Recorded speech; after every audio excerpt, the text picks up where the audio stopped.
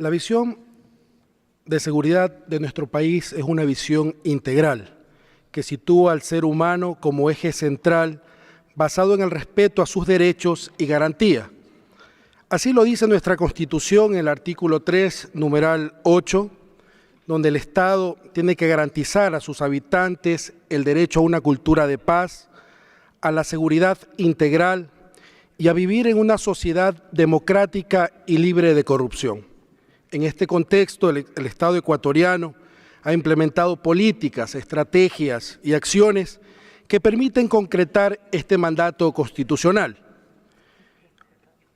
Nuestra Policía Nacional, por ejemplo, tuvo un cambio radical en su visión de pasar a ser una policía de concepción militarizada a una policía comunitaria, profesional, equipada y de permanente interacción con la ciudadanía en las circunscripciones territoriales, siempre en el marco de la protección interna y mantenimiento del orden público, respetuosa con los derechos humanos en apego al irrestricto ordenamiento jurídico de nuestro país. Esto ha dado como resultado que en la última década tengamos una reducción drástica de delitos, que particularmente me permito citar los delitos como violación, trata de personas, los homicidios y asesinatos. Y me voy a permitir poner como ejemplo este último delito, que pasa de una tasa en el 2006 de 19 homicidios y asesinatos por cada 100.000 habitantes a 5.6 homicidios y asesinatos por cada 100.000 habitantes en el 2016. Estos hechos convierten hoy por hoy a nuestro país como uno de los países más seguros de la región. Asimismo, me permito aclarar ante ciertas precisiones que se dieron en este foro, que nuestro país, el Ecuador, es un país con una política establecida, muy clara, de una sociedad desarmada. Es un país libre de armas. Somos una sociedad de paz y de convivencia social pacífica.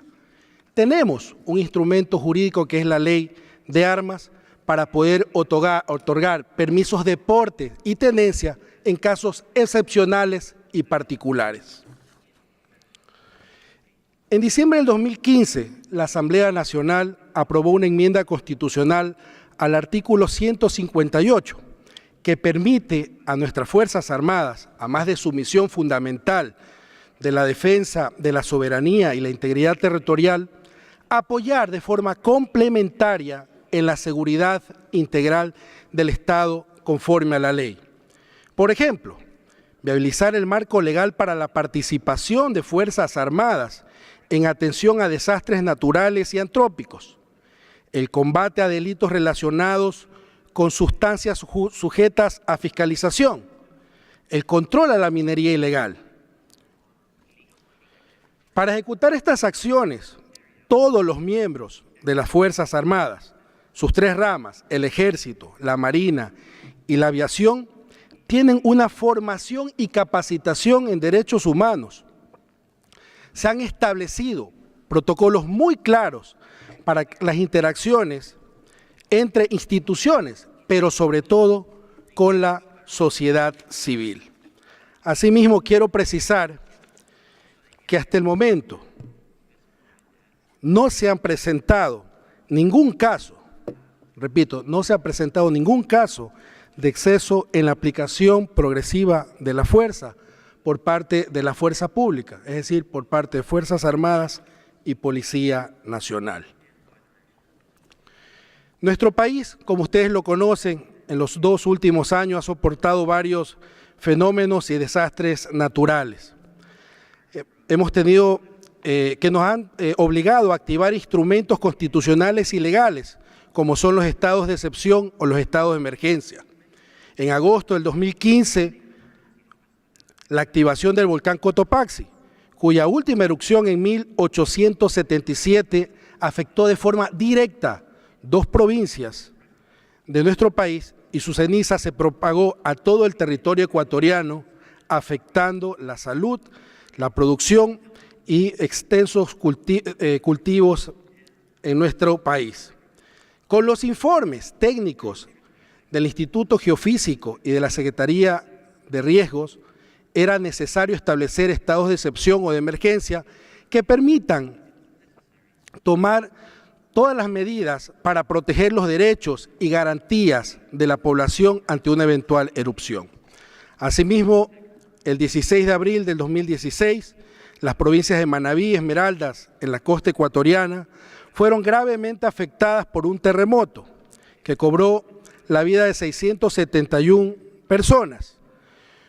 Hubo más de 4.800 personas heridas, miles de damnificados y más de 3.200 millones de dólares en pérdidas. Cabe indicar que hasta la presente fecha, hasta hoy en la mañana, tenemos más de 3.700 réplicas del terremoto. Por estas razones, fue necesario implementar un estado de excepción o emergencia para atender a estas dos provincias.